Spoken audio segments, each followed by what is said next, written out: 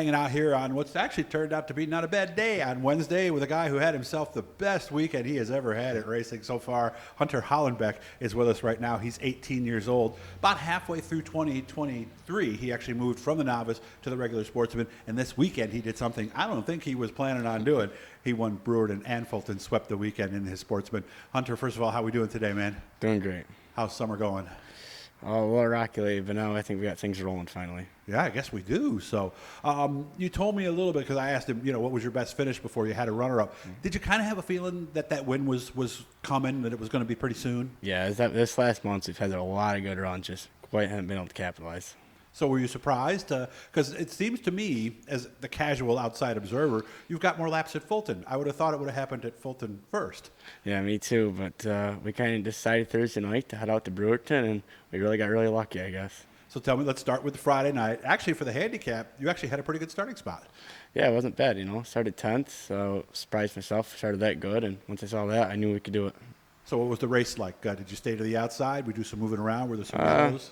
So once the race started, we started 10th, and the car wasn't good early. So luckily we got a couple. Actually, I think we fell back to 12th at one point, and yellows helped the car out. So once I found the bottom, I think I just shot right under everybody. I mean, I don't think I got pet, and we just went right to the front. I don't know. It was just really good. Hugged the U tires and was able to take the lead in lap 15 we're going around Sabaka.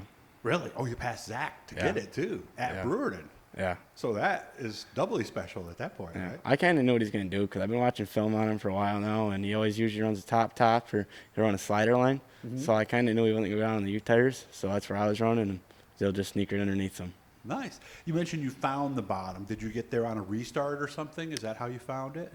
Yeah, I'd say about lap 5 I tried it because the high side just wasn't it. My car just don't really like it. Mm-hmm. So once I found the U tires, obviously I knew it was good, and so I stayed the rest of the race. Of course, you really got to get on those brakes if you want to stay on the bottom down in 1, don't you? Yes, and same thing with 3 and 4. I was letting off, I think, halfway down the back stretch and just letting it roll in.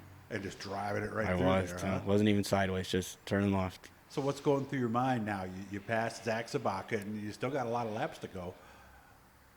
I think not to overdrive it, because I did that a lot this year. Mm-hmm. Just stayed calm behind the wheel, and eventually, laps after laps, kept taking off, and we were able to capitalize. Was it kind of just one corner at a time mentality almost? Don't think about too much, right? Basically, because 3 and 4 was just pretty normal. 1 and 2 was kind of tricky because you had to run the U-tires, but you couldn't hold them or else you'd be slower. So I kind of let it wash out off 2, but it was just, I don't know, it was just fast. Just kind of let it drift up as you got on the gas and point it and lift early in 3, and everything worked out. So do you remember seeing the white? Oh, I don't know, actually. You don't remember that? Okay. I was just hoping no yellows. Were they counting you down in your ear? I don't think so. They weren't? I think we had 5 to go restart, I want to say. Okay. And then after that, it was just – it's not a big track, so they click off just like that. Mm-hmm.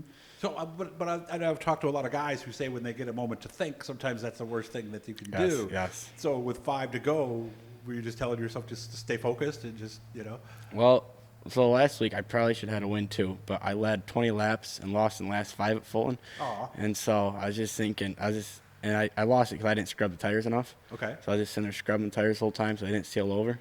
Gotcha. And after that tire still felt good and was able to bring it home.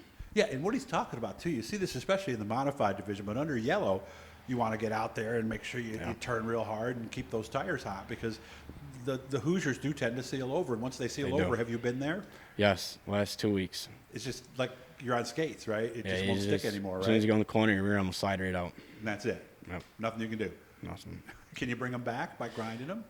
Yeah, you grind them. And I think if you get a good solid 10 laps on them in the feature, they'll start to come back. They'll start to come back. Okay. But they're still not like they were. Okay. Did you get any sleep Friday night? Actually, very good sleep. That's surprising. I know. You wouldn't have. So, okay. So you wake up Saturday. You're a feature winner now, and you got a chance to do it again. And did you know from the handicap that you were going to have a good spot Saturday night? I had pole already set.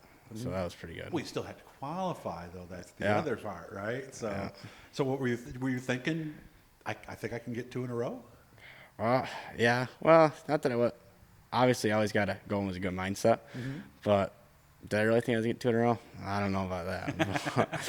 When did we start thinking we might get 2 in a row? Was there a point during the race where where you weren't looking over your shoulder and going, "Oh my God, I'm gonna win this one tonight"? I think we got to about lap 17 or so, and I was right on the lap cars, and I didn't know at that point, but I had like half track lead at that point.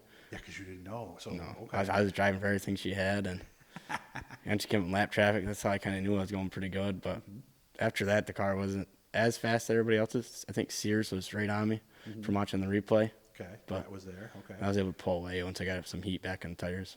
Were you good going through traffic in both lanes, or was the car better in one spot than the other? Actually, as soon as I got the bumper, the last place, the yellow flew. So I kind of got, yeah. So you never had to contend with them. Nope.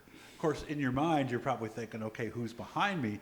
You can see the pylon there, right? Yeah, well, it's actually funny because I could see the board and I could see there's a couple guys there that always run the top, and then Oh, so I knew they were running the top and they were going up to second and third, but I didn't leave the U-tires all race. So I thought about moving up, but I'm not going to move up when I've been running the bottom whole race. So yeah, unless they go by you on the outside, then. I seen tires once. Other than that, I just stay on the bottom. Okay. Yeah, because that's what got you the lead. So why are we in such a hurry to move, right? But like you said, part of you is going, well, if they're up to second, third, running the top, so you were aware, Yeah. and certainly looking over your right shoulder a little bit. Yeah, it's just the week before that I kept blowing the cushion a lot, so just kept it on the new tires, and that's where the car is the best. Okay. Now, is Fulton where we got on the roof? You mentioned you actually got up on the roof. Yeah, Fulton was. Is it easy? It looks like it's kind of hard to get up there. With all the adrenaline it is. Piece of cake. Yeah. Jumped right off too.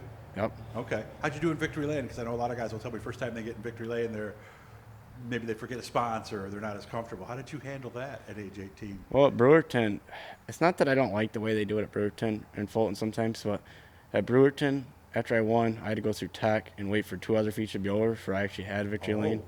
So at that time, they kind of killed the moment, if you get what I'm saying. But Yeah. at Fulton, it was right after, so that was good. No, you're right. And I work for a track that we have a curfew, so we will often, package 3, 4, even last week we did 5 actually at a time. And guys were coming out without their suit on even because they'd been able to. Now, did that help you or hurt you as far as doing the interview? I think it kind of hurt me because not that I forgot about the race, but I didn't have all that adrenaline right in the moment. Yeah. So I don't know.